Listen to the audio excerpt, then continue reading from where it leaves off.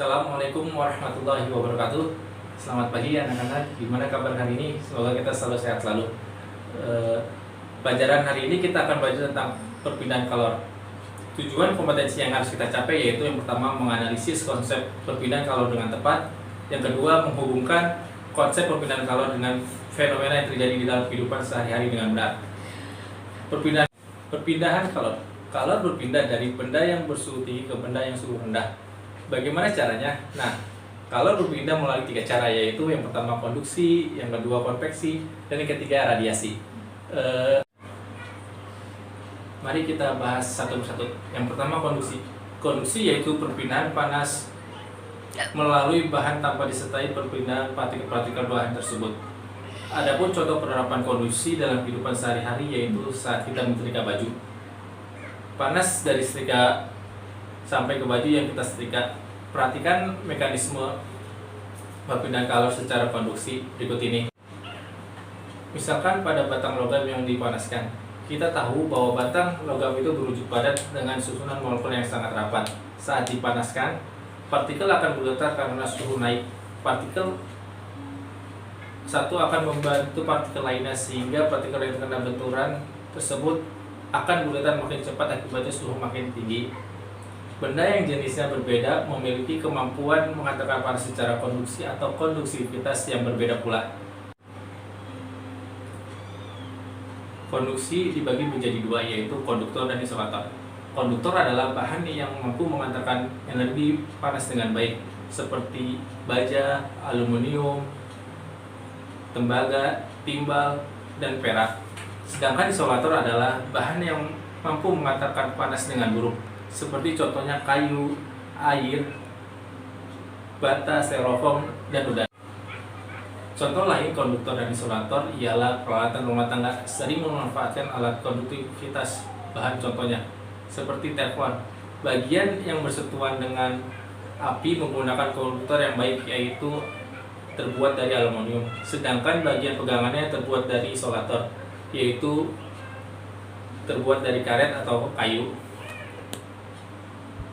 Coba kalian jawab pertanyaan pada berikut ini. Mengapa kopi ditempatkan di dalam gelas? Kenapa tidak logam? Yang kedua, mengapa orang di dalam selimut terasa hangat? Yang kedua, konveksi.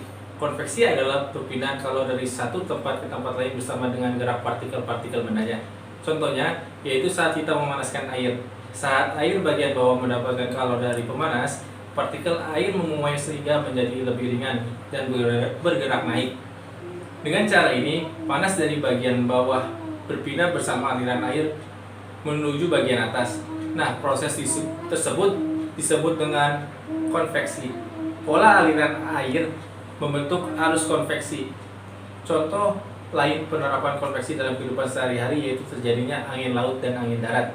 Konveksi pada balon udara, konveksi pada oven, dan konveksi pada pengering rambut. 3. Radiasi, yaitu perpindahan kalor tanpa memerlukan mediumnya. Bagaimana panas matahari bisa sampai ke bumi? Kalor berpindah dari matahari hingga ke bumi melalui ruang hampa. Karena tidak ada zat perantara, perpindahan kalor tersebut tidak mungkin secara konduksi atau konveksi. Jadi perpindahan panas dari matahari ke bumi dengan cara lain yaitu yang dinamakan dengan radiasi.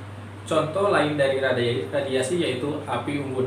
Api unggun yang sering kita gunakan saat kita berkemah. Setiap benda memancarkan dan menyerap radiasi kalori yang besarnya bergantung pada besar suhu dan warna benda. Makin luas benda permukaan panas, maka makin besar pula kalori yang diradiasikan ke lingkungannya. Makin rendah suhu benda, maka makin besar pula kalori yang diterima dari lingkungannya.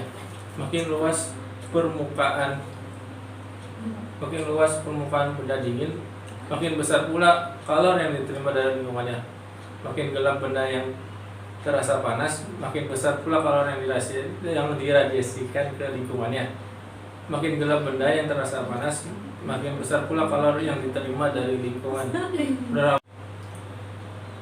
Penerapan radiasi juga diterapkan pada baju seragam sekolah. Baju seragam warna putih. Baju seragam sekolah umumnya warna terang atau putih. Mengapa? Buaya juga memanfaatkan radiasi panas matahari. Untuk menghangatkan tubuhnya, hewan berdarah dingin seperti buaya ini memanfaatkan radiasi panas matahari, kalor dan matahari diserap oleh buaya dengan cara membuka mulut sehingga suhu tubuhnya naik dan buaya dapat beraktivitas dengan mudah. Sekian video pembelajaran hari ini. Semoga kalian dapat memahami materi yang Bapak sampaikan, dan pertanyaan yang tadi Bapak sampaikan tolong dijawab dan dikirim ke grup WA, ke Classroom atau WA group. Sekian dari Bapak, kurang lebihnya mohon maaf. Wassalamualaikum warahmatullahi wabarakatuh.